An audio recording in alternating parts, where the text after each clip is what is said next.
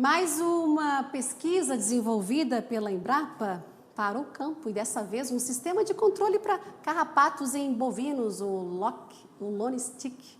Carrapato solitário, viu? Vamos então conhecer mais detalhes desse estudo com o Renato Andreotti, pesquisador da Embrapa Clima Temperado. Muito bom dia e um prazer tê-lo aqui com a gente, Renato. Olá, tudo bem? Tudo jóia. Então, vamos falar sobre o estudo que está sendo desenvolvido, né, nos biomas Cerrado, Pampa e pelo sistema de controle do carrapato. Então, não é necessário, nesse caso, usar produto químico?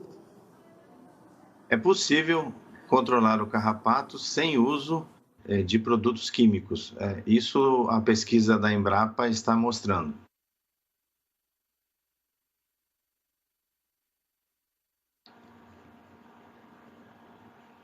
É um local onde ele se procria?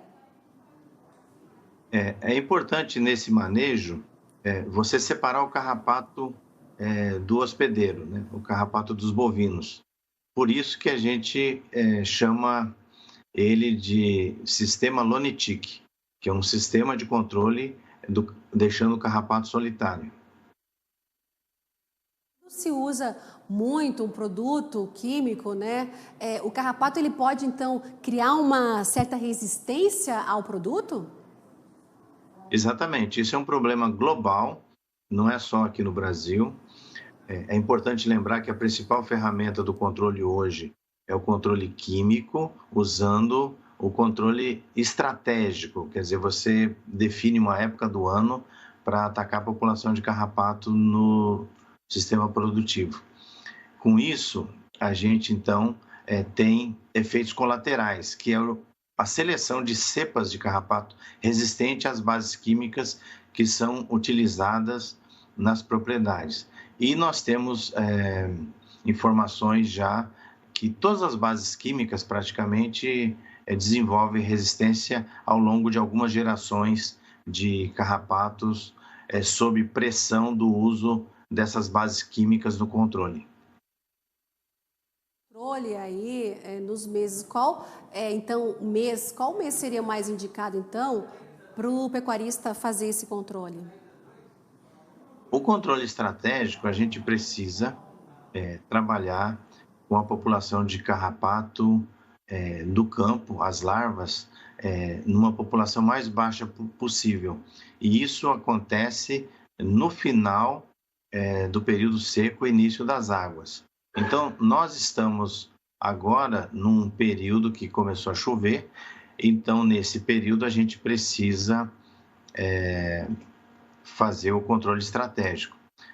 É lógico que isso pensando nas condições do Brasil Central.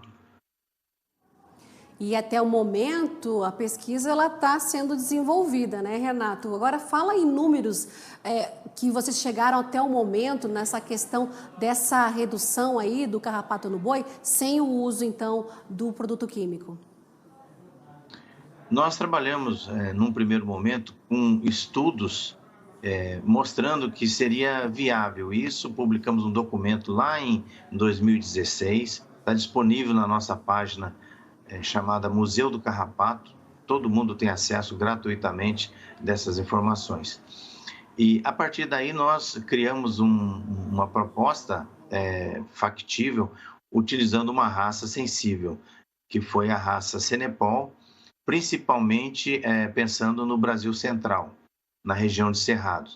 Com isso, a gente conseguiu viabilizar, tivemos sucesso, tivemos uma média aí de 10 carrapatos por animal por dia durante o ano, e a gente pode chegar num limite até de 40 carrapatos, não tendo impacto econômico.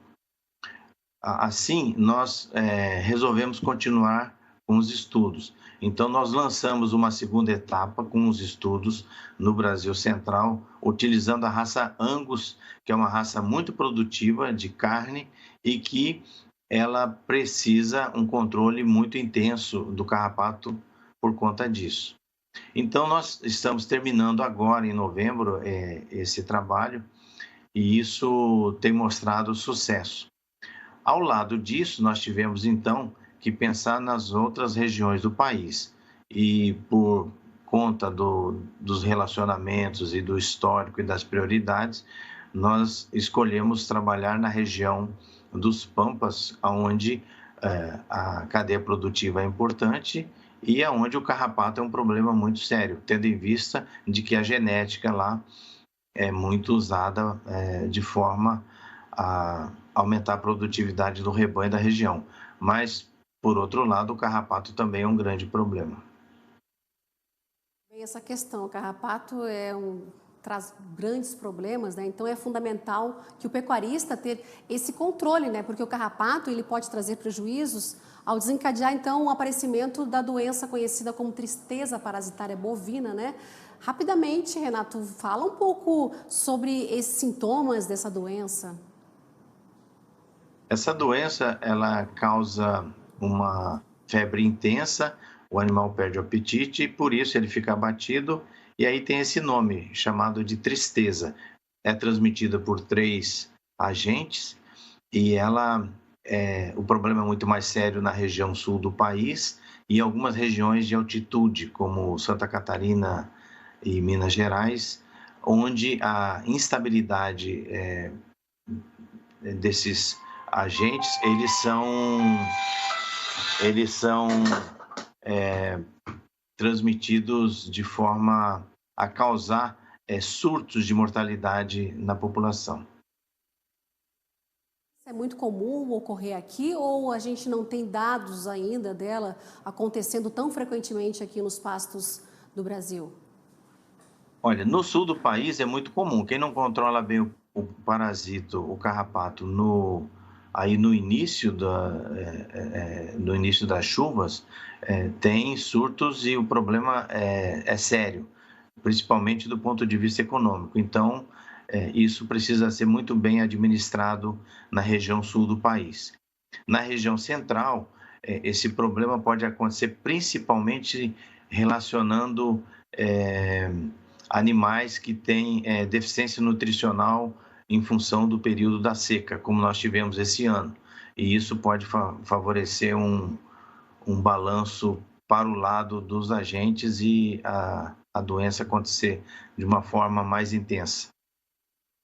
Tá certo, então, Renato Andreotti, pesquisador da Embrapa Clima Temperado, muito obrigada pela tua participação aqui no nosso programa e qualquer informação ao longo do desenvolvimento desse estudo, traga aqui pra gente que será um prazer a gente abordar mais sobre esse assunto, né, o carrapato bovino, que dá muita dor de cabeça ainda, né, aos nossos pecuaristas. Muito obrigada. Obrigado, a Embrapa que agradece.